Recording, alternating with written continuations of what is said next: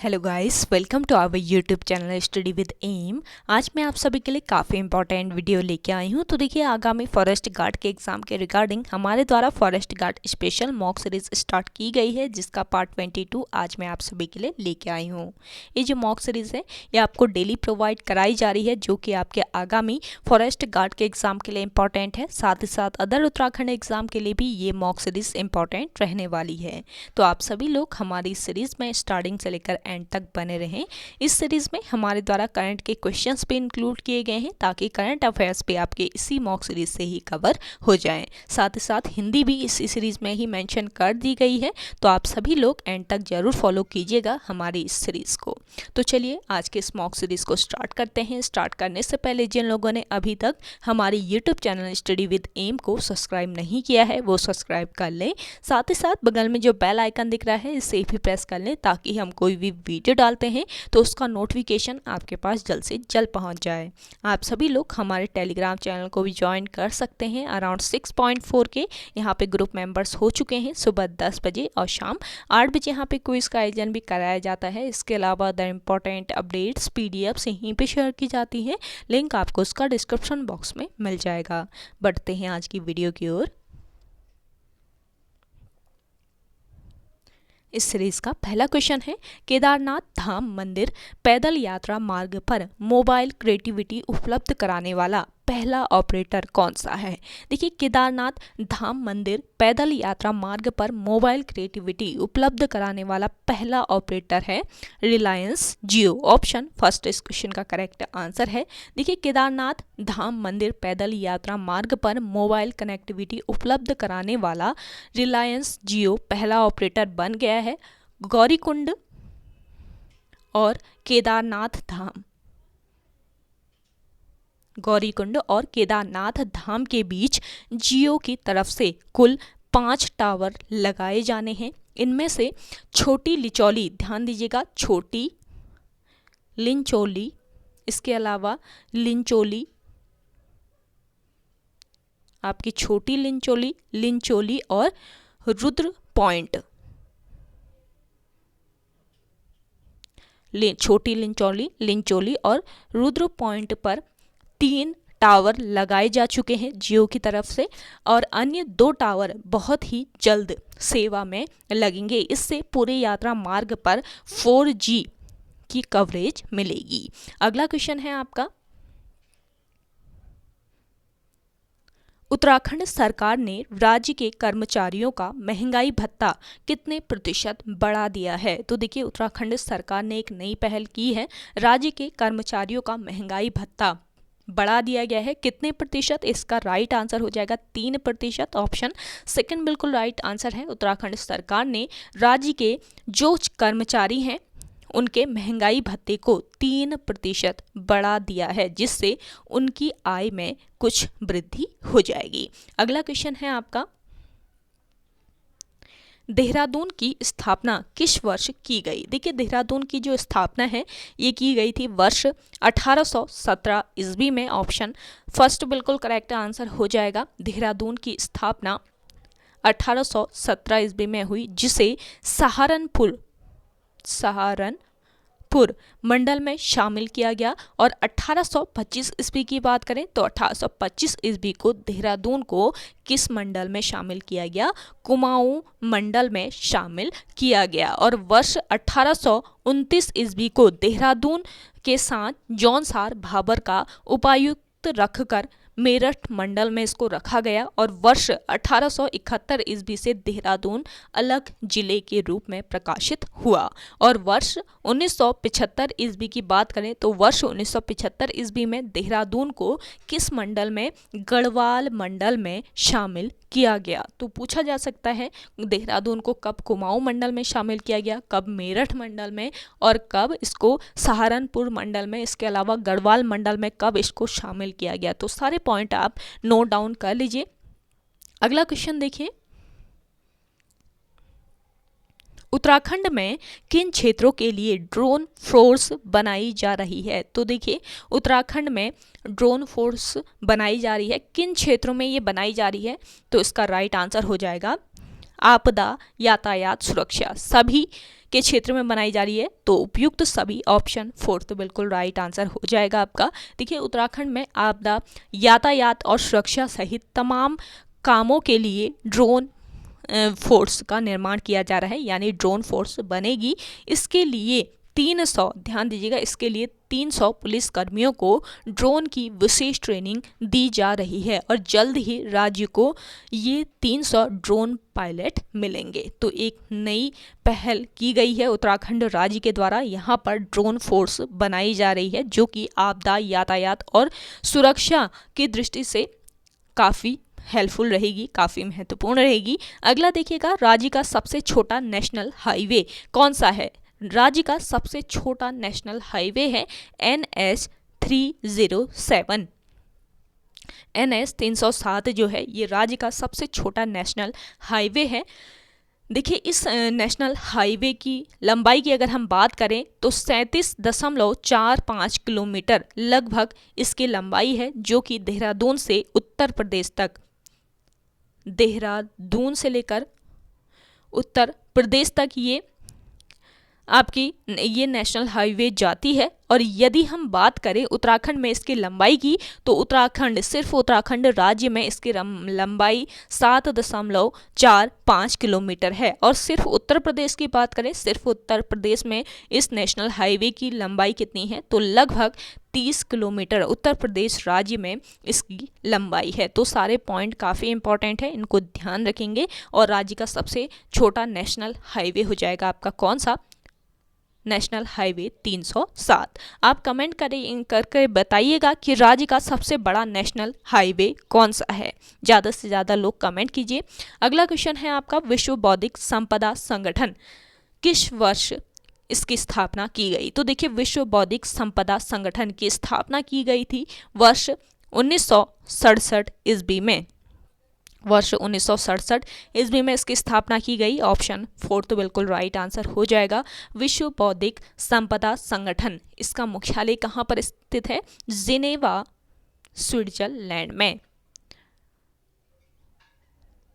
Geneva, Switzerland में इसका मुख्यालय है। और भारत को विश्व बौद्धिक संपदा संगठन यानी वीपो की जो सदस्यता है वो कब मिली थी? वर्ष 1975 ईस्वी में। मोस्ट इंपॉर्टेंट पॉइंट है, भारत को विश्व बौद्धिक संपदा संगठन यानी वीपो की सदस्यता मिली वर्ष 1975 ईस्वी में। और यह संयुक्त राष्ट्र की सबसे पुरानी एजेंसियों में से एक है, आपका विश्व बौद्धिक संपदा संगठन या वीपो। और इसका गठन वर्ष 1967 ईस्वी में रचनात्मक गतिविधियों को प्रोत्साहित करने और विश्व में बौद्धिक संरक्षण को बढ़ावा देने के लिए किया गया था। और प्रत्येक वर्ष 26 अप्रैल को, ध्यान दीजिएगा, प्रत्येक वर्ष 26 अप्रैल को विश्व बौद्धिक संपदा दिवस मनाया जाता है। तो ये पॉइंट भी आपका काफ़ी इंपॉर्टेंट है, इसको नोट डाउन कर लीजिए। अगला देखिए, रेडियो धर्मिता की खोज किसने की थी? रेडियो धर्मिता की खोज की आपकी किसने? हेनरी बैकुरल ने। ऑप्शन फर्स्ट बिल्कुल राइट आंसर हो जाएगा। देखिए फ्रांस के हैं, फ्रांस के थे आपके हेनरी बैकुरल, और इन्होंने वर्ष 1896 ईस्वी में रेडियो धर्मिता की खोज की, 1896 ईस्वी में। और रेडियो धर्मिता वह प्रक्रिया होती है जिसमें एक स्थिर परमाणु अपने नाभिक से आयनकारी विकिरण यानी आयनाइजिंग रेडिएशन के रूप में ऊर्जा फेंकता है। और ऐसे पदार्थ जो स्वयं ही ऐसी ऊर्जा निकालते हैं विकिरणशील या रेडियोधर्मी वो कहलाते हैं। और यह विकिरण alpha particle, beta particle and gamma rays, इसके अलावा इलेक्ट्रॉन के रूप में होती हैं। तो ये सारे पॉइंट आपको नोट कर लेने हैं जो कि आपके आगामी एग्जाम के लिए इंपॉर्टेंट है। रेडियो धर्मिता से अक्सर आयोग के द्वारा क्वेश्चन बनता है, तो काफ़ी इंपॉर्टेंट के क्वेश्चन बन जाता है आपके आगामी एग्जाम के लिए भी। तो सेशन पसंद आ रहा है आपको तो लाइक कर लीजिएगा। जिन लोगों ने अभी भी हमारे YouTube channel study with M को सब्सक्राइब नहीं किया है वे लोग जरूर सब्सक्राइब कीजिए और इस सेशन को ज़्यादा से ज़्यादा शेयर कीजिएगा अपने दोस्तों के साथ, अपने व्हाट्सएप ग्रुप्स में। देखिए अभी तक आपको 21 क्लासेस, आज आपका 22 पार्ट है, तो इससे पहले 21 पार्ट हमारी YouTube channel study with M पर अपलोड कर दिए गए हैं।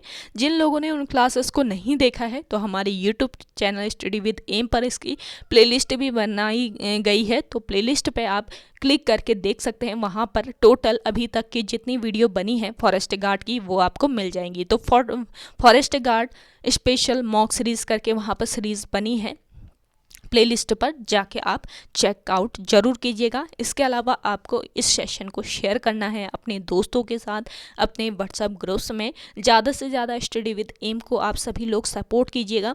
अगला देखिए, निर्वाचन आयोग का प्रावधान संविधान के किस भाग में किया गया है। मोस्ट इम्पॉर्टेंट है, निर्वाचन आयोग जो है इसका प्रावधान संविधान के किस भाग में किया गया है, तो इसका राइट आंसर हो जाएगा भाग 15 में। ऑप्शन 4 तो बिल्कुल राइट आंसर है। देखिए, निर्वाचन आयोग का जो प्रावधान है ये भारतीय संविधान के भाग 15 के अनुच्छेद 324 से लेकर 329 तक है।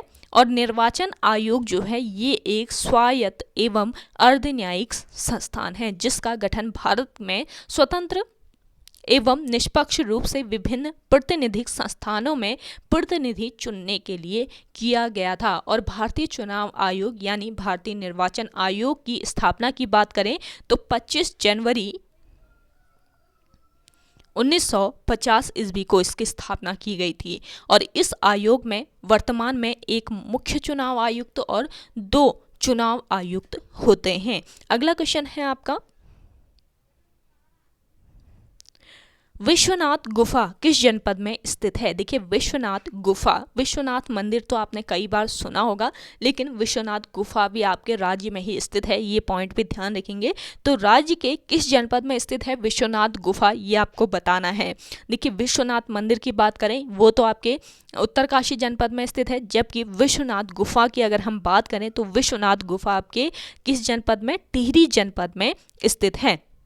जबकि विश्वनाथ मंदिर आपका कहाँ पर है, उत्तरकाशी में है। ये दोनों पॉइंट अलग अलग हैं, दोनों क्वेश्चन अलग हैं, इनको जरूर ध्यान रखिएगा। और देखिए, विश्वनाथ गुफा की बात करें तो ये टिहरी जनपद के हिंदाव पट्टी में केदारनाथ मार्ग पर विश्वनाथ पर्वत पर स्थित है। विश्वनाथ गुफा विश्वनाथ पर्वत पर स्थित है और यह आदि गुरु शंकराचार्य की तप स्थली है। ध्यान दीजिएगा, विश्वनाथ जो गुफा है ये किसकी तप स्थली है, आदि गुरु शंकराचार्य की। और यह स्थान या गुफा जो है गुरु वशिष्ठ की तप स्थली के रूप में भी प्रसिद्ध है। गुरु वशिष्ठ जो थे इन्होंने भी यहीं पर तप किया था, तो इनकी तप स्थली के रूप में भी प्रसिद्ध है आपका विश्वनाथ गुफा, या ये स्थान जो है टिहरी जनपद में स्थित है। तो ये ध्यान रखेंगे, वशिष्ठ गुरु की तप स्थली के रूप में भी ये प्रसिद्ध है। साथ ही साथ आपकी आदि गुरु शंकराचार्य की तप स्थली तो ये है ही है। अगला देखिए, कटारमल मंदिर किस शैली में निर्मित है। मोस्ट इंपॉर्टेंट है, आयोग द्वारा शैली से अक्सर क्वेश्चन पूछे जाते हैं। जो कटारमल मंदिर है ये किस शैली में निर्मित किया गया है ये आपको बताना है। तो कटारमल है, कटारमल मंदिर जो है इसका निर्माण किया गया है किस शैली में, उत्तराखंड शैली में। ऑप्शन 4 तो बिल्कुल करेक्ट आंसर हो जाएगा। कटारमल सूर्य मंदिर ये कहाँ पर स्थित है, अल्मोड़ा जनपद में स्थित है। अल्मोड़ा नगर से लगभग 15 किलोमीटर की दूरी पर पश्चिम की ओर यह मंदिर स्थित है। और यह मंदिर किस शैली में निर्मित किया गया है, उत्तराखंड शैली का ये मंदिर है। और देखिए, इसका निर्माण 9वीं से लेकर 10वीं शती में राजा कटारमल ने कराया था। राजा कटारमल ने इस मंदिर का निर्माण कराया था, इसीलिए कटारमल नाम से ही ये प्रसिद्ध भी है, इसको ध्यान रखेंगे। और इस मंदिर में मुख्य प्रतिमा बड़ादित्य सूर्य की है। मुख्य प्रतिमा यहाँ पर कौन सी है, बड़ादित्य सूर्य की है। इसके अलावा यहाँ पर शिव, पार्वती, लक्ष्मी नारायण, नरसिंह, कुबेर, महिषासुरमर्दिनी आदि के भी यहाँ पर मूर्तियाँ स्थापित की गई हैं। और इस मंदिर के कपाट वर्तमान में राष्ट्रीय संग्रहालय नई दिल्ली में रखा हुआ है। मोस्ट इंपॉर्टेंट पॉइंट है आपका, जो कटारमल सूर्य मंदिर है इस मंदिर के कपाट जो है वर्तमान में कहाँ पर रखे गए हैं, नई दिल्ली में स्थित एक संग्रहालय है, राष्ट्रीय संग्रहालय, तो नई दिल्ली में स्थित राष्ट्रीय संग्रहालय में इस मंदिर का कपाट रखा हुआ है जो अपनी विशिष्ट काष्ठ कला के लिए प्रसिद्ध है। अगला क्वेश्चन है आपका, गैंडा परियोजना किस वर्ष प्रारंभ की गई थी? देखिए, गैंडा परियोजना जो है ये किस वर्ष प्रारंभ की गई? वर्ष 1987 ईस्वी में इसको प्रारंभ कर दिया गया। ऑप्शन 4 तो बिल्कुल राइट आंसर हो जाएगा। गैंडा परियोजना का गठन विशेष रूप से एक सींग वाले गैंडों के संरक्षण के लिए संरक्षित वन के रूप में किया गया था। ध्यान दीजिएगा, एक सींग वाले गैंडे के संरक्षण के लिए संरक्षित वन के रूप में इस परियोजना का गठन किया गया था। और एक सींग वाले गैंडे केवल भारत में पाए जाते हैं। ध्यान दीजिएगा, केवल भारत में पाए जाते हैं एक सींग वाले गैंडे। इनके सींग का उपयोग औषधि निर्माण में किया जाता है, यानी कि मेडिसिन बनाई जाती है इनके सींग से। तो इसलिए बड़े पैमाने पर इनका अवैध शिकार किया जाता है। तो औषधि निर्माण के लिए इन गैंडों का, एक सींग वाले गैंडों का अवैध रूप से शिकार किया जाता है। तो एक सींग वाले गैंडों के संरक्षण के लिए वर्ष 1997 ईस्वी में गैंडा परियोजना प्रारंभ की गई थी। अगला क्वेश्चन है आपका, सेशन को ज़्यादा से ज़्यादा शेयर कीजिएगा अपने दोस्तों के साथ, अपने व्हाट्सएप ग्रुप्स में। और पसंद आ रही है सेशन आज का, ये पसंद आ रहा है आपको तो लाइक कर लीजिएगा, कमेंट करके बताइएगा आज की ये सीरीज़ आपको कैसी लग रही है। अगला क्वेश्चन है आपका, जौनसार क्षेत्र के आधुनिक कवि निम्न में से कौन है? जौनसार क्षेत्र के आधुनिक कवि हैं रतन सिंह जौनसारी। ऑप्शन 2 बिल्कुल राइट आंसर हो जाएगा। कविता के माध्यम से जौनसार को उजागर करने वाले रतन सिंह जौनसारी इस क्षेत्र के आधुनिक कवि हैं। जबकि भाव सिंह चौहान की हम बात करें तो इनको फादर ऑफ जौनसार कहा जाता है, भाव सिंह चौहान को। केदार सिंह की बात करें तो जौनसार के ये प्रथम समाज सेवी हैं, केदार सिंह। और जबकि गुलाब सिंह जो हैं इनको जौनसार में जन जागरूकता का जनक कहा जाता है। तो इन पॉइंट्स को भी ध्यान रखेंगे, यहाँ से भी आयोग द्वारा क्वेश्चन बन सकते हैं। अगला देखिएगा, वर्ष 1815 ईस्वी में गजराज मिश्र और कर्नल ब्रेडेसा के बीच कौन सी संधि हुई थी? देखिए, गजराज मिश्र और कर्नल ब्रेडेसा के बीच एक संधि हुई। कब हुई ये संधि? 1815 ईस्वी में। तो कुछ पॉइंट तो आपके क्वेश्चन से ही बन जाते हैं, तो इन पॉइंट्स को आप जरूर ध्यान में रखेंगे। तो गजराज मिश्र और कर्नल ब्रेडेसा के बीच कौन सी वर्ष 1815 में एक संधि हुई थी, और इस संधि का नाम है संगौली संधि। ऑप्शन 1 बिल्कुल राइट आंसर है। संगौली संधि जो है ये आपके आगामी एग्जाम के लिए काफ़ी महत्वपूर्ण है, यहाँ से भी अक्सर क्वेश्चन बनते हैं। तो देखिए, 2 दिसंबर 1815 ईस्वी में गजराज मिश्र और कर्नल ब्रेडेसा के बीच संगौली संधि हुई थी। किस किस के बीच ये संधि हुई, कब हुई, इसका ईयर जरूर ध्यान रखिए, डेट याद रखिए, और किन किन के मध्य ये संधि हुई ये ध्यान रखेंगे। और देखिए, गजराज मिश्र की बात करें तो गजराज मिश्र ये नेपाल नरेश रण बहादुर शाह के गुरु थे। और संगौली की जो संधि थी इसके अनुसार टिहरी रियासत सुदर्शन शाह को प्रदान की गई। किसको? टिहरी रियासत सुदर्शन शाह को प्रदान की गई, और शेष को नॉन रेगुलेशन प्रांत बनाया गया। अगला क्वेश्चन है आपका, हरिद्वार में चंडी देवी मंदिर का निर्माण किसने कराया था? देखिए, हरिद्वार में चंडी देवी जो मंदिर है इसका निर्माण करवाया था किसने? इसका राइट आंसर हो जाएगा सुचेत सिंह ने। करेक्ट कर लीजिएगा, यहाँ पे सुचेता सिंह हो गया, सुचेत सिंह ने इस मंदिर का निर्माण करवाया था। देखिए, सुचेत सिंह हरिद्वार में स्थित चंडी देवी मंदिर का निर्माण इन्होंने करवाया था, सुचेत सिंह ने। और इस मंदिर को वर्ष 1929 ईस्वी में सुचेत सिंह द्वारा बनवाया गया था। और चंडी देवी मंदिर शिवालिक श्रेणी के नील शिखर पर स्थित है, और इस मंदिर में वर्ष 1997 ईस्वी में रोप वे का निर्माण किया गया। पूछा जा सकता है, काफ़ी इंपॉर्टेंट पॉइंट है, हरिद्वार में स्थित जो चंडी देवी मंदिर है यहाँ पर रोप वे का निर्माण कब किया गया? तो वर्ष 1997 ईस्वी में इस मंदिर में रोप वे का निर्माण किया गया। और किसने इस मंदिर का निर्माण किया, कब किया, कहाँ पर किया, सारी चीज़ें आपको पता रहनी चाहिए। अगला क्वेश्चन है आपका, आपको आज का ये सेशन कैसा लग रहा है? ज़्यादा से ज़्यादा लोग कमेंट कीजिए, कुछ लोग ही कमेंट कर रहे हैं, तो ज़्यादा से ज़्यादा सभी लोग, जितने लोग हमारे सेशन को फॉलो कर रहे हैं, फॉलो तो काफ़ी लोग करते हैं, तो जो लोग भी फॉलो कर रहे हैं वो लोग कमेंट करके ज़रूर बताइएगा आपको ये सेशन कैसा लगता है। अगला है वर्षा ऋतु में 3 हिमालय, देखिए आपके क्वेश्चन में 3 हिमालय दिए हैं, तो वर्षा ऋतु में 3 हिमालय क्षेत्रों में सर्वाधिक वर्षा कहाँ पर होती है? आपके ऑप्शन है मध्य हिमालय, आंतरिक हिमालय और बाह्य हिमालय, या इनमें से कोई नहीं। तो कहाँ पर 3 हिमालयों में से सर्वाधिक वर्षा कहाँ पर होती है ये आपको बताना है। जिन लोगों को आंसर आ रहा है कमेंट सेक्शन में कमेंट करके बताइएगा, ज़्यादा से ज़्यादा लोग कमेंट कीजिए। तो देखिए वर्षा ऋतु में सर्वाधिक जो वर्षा होती है ये होती है आपके कहाँ पर? बाह्य हिमालय में। ऑप्शन 3 बिल्कुल राइट आंसर है। शिवालिक को ही बाह्य हिमालय कहा जाता है, शिवालिक श्रेणी को ही कहा जाता है क्या?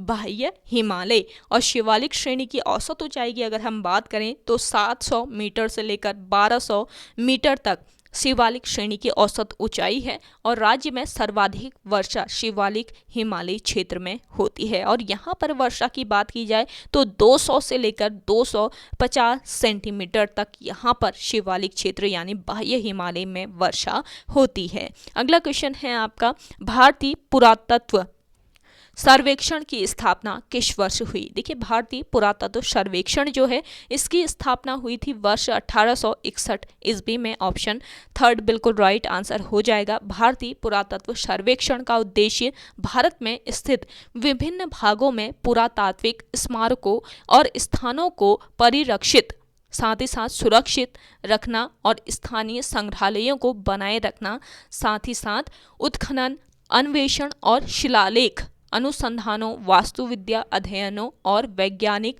शिक्षाओं को लेना इसका उद्देश्य है। अगला क्वेश्चन है आपका, विश्व साक्षरता दिवस कब मनाया जाता है? तो देखिए विश्व साक्षरता दिवस ये मनाया जाता है, कब मनाया जाता है कमेंट करके बताएं जिन लोगों को आंसर आ रहा है। विश्व साक्षरता दिवस मनाया जाता है आपका 8 सितंबर को। ऑप्शन 1 बिल्कुल राइट आंसर है आपका। अगला देखिए, भारतीय रिजर्व बैंक की स्थापना किस वर्ष की गई थी? देखिए भारतीय रिजर्व बैंक जो है इसकी स्थापना की गई थी वर्ष 1935 ईस्वी में। ऑप्शन 4 बिल्कुल करेक्ट आंसर है। भारतीय रिजर्व बैंक भारत का केंद्रीय बैंक है और यह भारत के सभी बैंकों का संचालक है। रिजर्व बैंक भारत की अर्थव्यवस्था को नियंत्रित करता है और इसकी स्थापना कब की गई? वर्ष 1935 ईस्वी को reserve bank of India act 1934 के तहत इसकी स्थापना की गई थी। अगला क्वेश्चन है आपका, देखिए आपको काफ़ी यहाँ पे इंपॉर्टेंट पॉइंट बताए जाते हैं, आप एक दिन सुनेंगे तो अगले दिन भूल जाएंगे, तो हो सके तो इन पॉइंट्स को आप सभी लोग नोट डाउन जरूर कीजिएगा। काफ़ी हेल्पफुल रहते हैं ये पॉइंट्स आपके आगामी एग्जाम में, यहाँ से अक्सर क्वेश्चन बनते हैं आयोग के द्वारा, इसलिए आपको एक एक पॉइंट टू पॉइंट बताया जाता है। यहाँ पे कोई यहाँ पर गप्पे नहीं मारी जाती है क्लासेस में, तो आपको पॉइंट टू पॉइंट यहाँ पर इंटरेस्टिंग जो इम्पॉर्टेंट पॉइंट है वो ही आपको यहाँ पे बताया जा रहा है, तो इनको आप नोट डाउन जरूर कर लीजिए। अगला है आपका, हनोल मंदिर किस नदी के तट पर स्थित है? हनोल मंदिर स्थित है आपकी किस नदी? टोंस नदी के तट पर। ऑप्शन 1 बिल्कुल करेक्ट आंसर है। देखिए हनोल जो मंदिर है ये देहरादून में, कहाँ पर, किस जनपद में? देहरादून जनपद में। किस नदी पर? टोंस नदी पर महासु देवता का मंदिर है जो कि भगवान शिव को समर्पित है। ये मंदिर किसको समर्पित है? भगवान शिव का ये मंदिर है। और हनोल का प्राचीन नाम पूछा जाए आपसे तो हनोल का प्राचीन नाम क्या था? चकरपुर। चकरपुर इसका प्राचीन नाम था। और इसके अलावा देखिए जो हनोल मंदिर है इसका निर्माण किसने कराया था ये भी आपको पता रहना चाहिए। तो हनोल मंदिर का निर्माण कराया था हुणा भाट ने। हुणा भाट ने हनोल मंदिर का निर्माण कराया और यह जौनसार भाबर के लोगों का सबसे बड़ा तीर्थ स्थल है। अगला क्वेश्चन देखिएगा, दीवान सिंह भाकुनी का संबंध किस क्षेत्र से है? देखिए दीवान सिंह भाकुनी जो हैं इनका संबंध है किस क्षेत्र से? औषधि विज्ञान से। ऑप्शन फर्स्ट इस क्वेश्चन का करेक्ट आंसर है। दीवान सिंह भाकुनी औषधि विज्ञान से जुड़े थे, जिन्हें वर्ष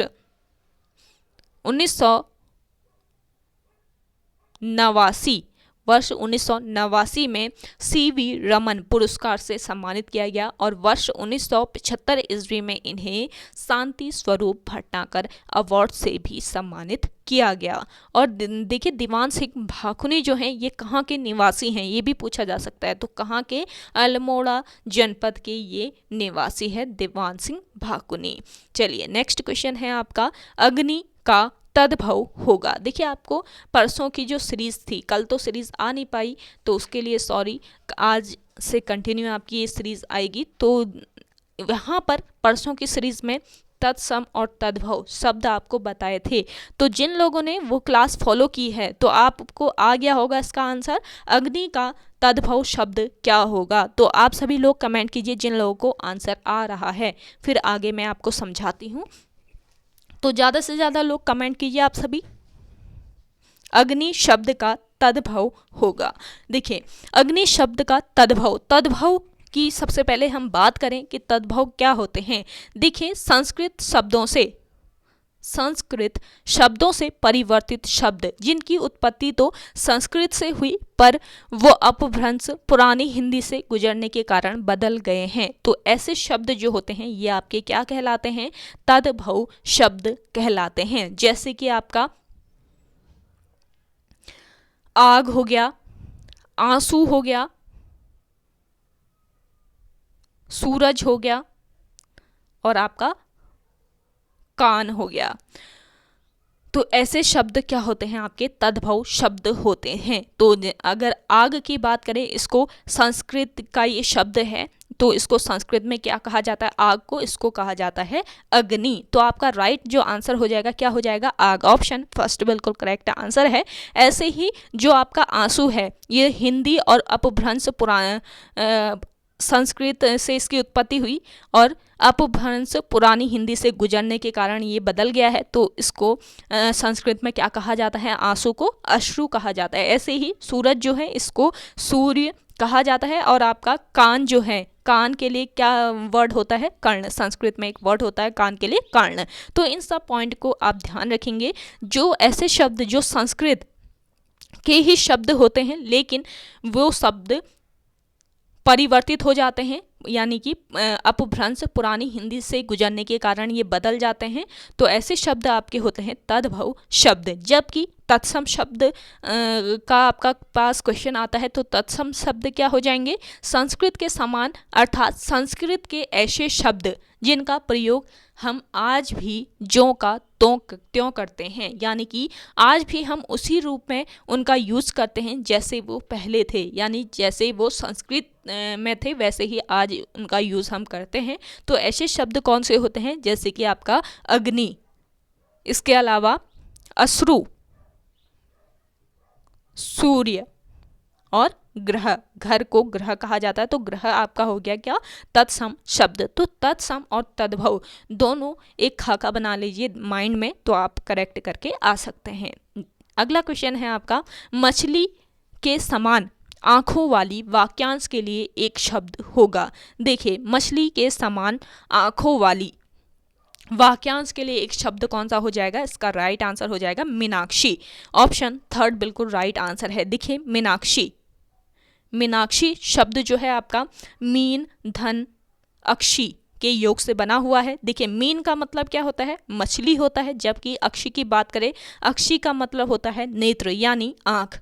तो आपको ये चीज़ें ध्यान में रखनी है। तो मछली के समान आंखों वाली वाक्य के लिए एक शब्द क्या हो जाएगा? मीनाक्षी। ऐसे ही हम नेत्र के पर्यायवाची शब्द की बात करें तो कौन कौन से पर्यायवाची शब्द होते हैं नेत्र के, ये भी आपको पता रहना चाहिए। देखिए चक्षु, लोचन, इसके अलावा नयन, अक्षी, चख, आँख, ये सब आपके नेत्र के पर्यायवाची होते हैं। जबकि मीन के पर्यायवाची की बात करें हम तो मत्स्य, मछली, झख, सफरी, आसव, वारुणी, इसके अलावा सुरा, ये सब आपके मीन के पर्यायवाची होते हैं। इन पर्यायवाची शब्दों को भी नोट डाउन जरूर कर लीजिए। कभी कभी आपके ये ही क्वेश्चन जो आप अक्सर छोड़ देते हैं वो भी आपके काफ़ी काम आते हैं, ताकि देखिए आप से आयोग कोई भी क्वेश्चन पूछे आप वहाँ पे करेक्ट करके आए। तो एक एक पॉइंट है, हिंदी में तो पॉइंट ही समझने की बात होती है। जिन लोगों ने पॉइंट को अपने माइंड में रख लिया वो हिंदी बहुत इजीली सॉल्व कर सकते हैं। तो आपके लगभग किसी भी क्वेश्चन पेपर में देखें तो आपके लगभग 20 नंबर की हिंदी आती है, 20 क्वेश्चन हिंदी के आते हैं। तो उसमें से आप कोशिश कीजिए कि हिंदी जो है आपकी टोटली करेक्ट हो, तो 20 मार्क्स आप टोटली हिंदी में ले आएँ। क्योंकि हिंदी एक ऐसी चीज़ है, उसको थोड़ा सा आप अपना ध्यान में रखेंगे। देखिए आपका प्रत्यय और इसके अलावा आपके तद्भव, तत्सम, अलंकार, इसके अलावा आप पर्यायवाची शब्द, इन सब चीज़ों को एक बार समझ लेंगे तो कोई भी क्वेश्चन पूछा जाए तो आप करेक्ट कर सकते हैं ना। तो यहाँ पर ज़्यादा माइंड लगाने की ज़रूरत नहीं है। तो जो लोग छोटे छोटे पॉइंट को ध्यान में रखते हैं उनकी हिंदी जो है वो करेक्ट रहेगी।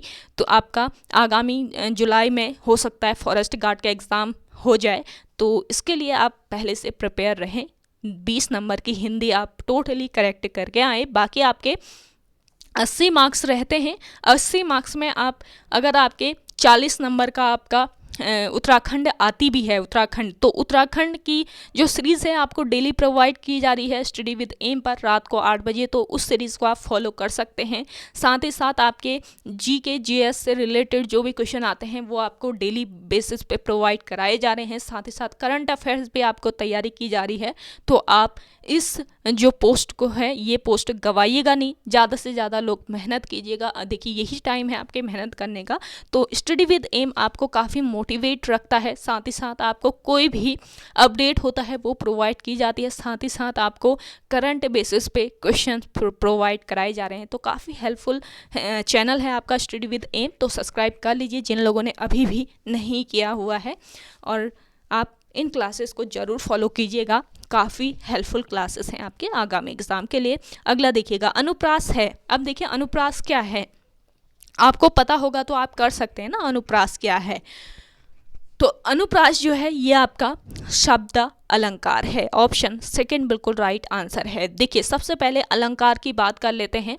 यहाँ पर अनुप्रास क्या है, आपका शब्द अलंकार है। यहाँ पे अलंकार की बात हो रही है तो सबसे पहले हम अलंकार की बात कर लेते हैं। अलंकार का शाब्दिक अर्थ होता है क्या, आभूषण। आभूषण इसका शाब्दिक अर्थ होता है। जिस प्रकार स्वर्ण आदि के आभूषण यानी सोने आदि के जो आभूषण हैं इनसे शरीर की शोभा बढ़ती है, उसी प्रकार काव्य अलंकारों से काव्य की शोभा बढ़ती है। और अलंकार आपके कितने टाइप के होते हैं, 3 प्रकार के अलंकार होते हैं। एक होता है आपका शब्दालंकार, दूसरा होता है आपका अर्थालंकार और तीसरा होता है उभयालंकार। तो 3 प्रकार के ये आपके अलंकार होते हैं। देखिए शब्दालंकार की बात करें तो शब्द पर जो आश्रित अलंकार होते हैं, यानी कि जहाँ पर शब्दों के द्वारा अलंकारों में रमणीयता उत्पन्न होती है, तो वहाँ पर आपका शब्दालंकार होता है।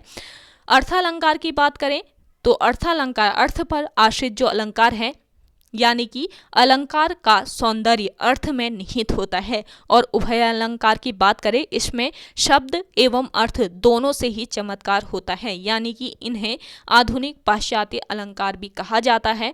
और मुख्य प्रकार जो हैं वो मुख्य मेन जो होते हैं 2 होते हैं, शब्दालंकार और अर्थालंकार। ये 2 मेन हैं, यहाँ से अक्सर क्वेश्चन बनते हैं। इन पॉइंट को आप ध्यान रखेंगे। और देखिए अनुप्रास अलंकार की बात करें, अनुप्रास अलंकार की यहाँ पे बात हो रही है तो ये किसका भेद है, शब्दा अलंकार का। शब्दालंकार का ये भेद है अनुप्रास अलंकार। अनुप्रास अलंकार क्या होता है, अनुप्रास जो है ये शब्द अनु, प्र और आस, अनुप्रास शब्द आपका अनु, धन, प्र, धन, आस के योग से बना है। अनु का अर्थ होता है बार बार, बार बार इसका अर्थ होता है। प्र का अर्थ होता है अधिकता, जबकि आस का अर्थ होता है पाना। अब अर्थात यहां पर क्या हो जाएगा, वर्ण, जहाँ वर्ण या वर्ण समूह बार बार आता है तो वह होता है आपका अनुप्रास अलंकार। ये पॉइंट आप ध्यान रखेंगे तो आप करेक्ट करके आ सकते हैं। तो अनुप्रास अलंकार जो है आपका अर्थालंकार का एक भेद है,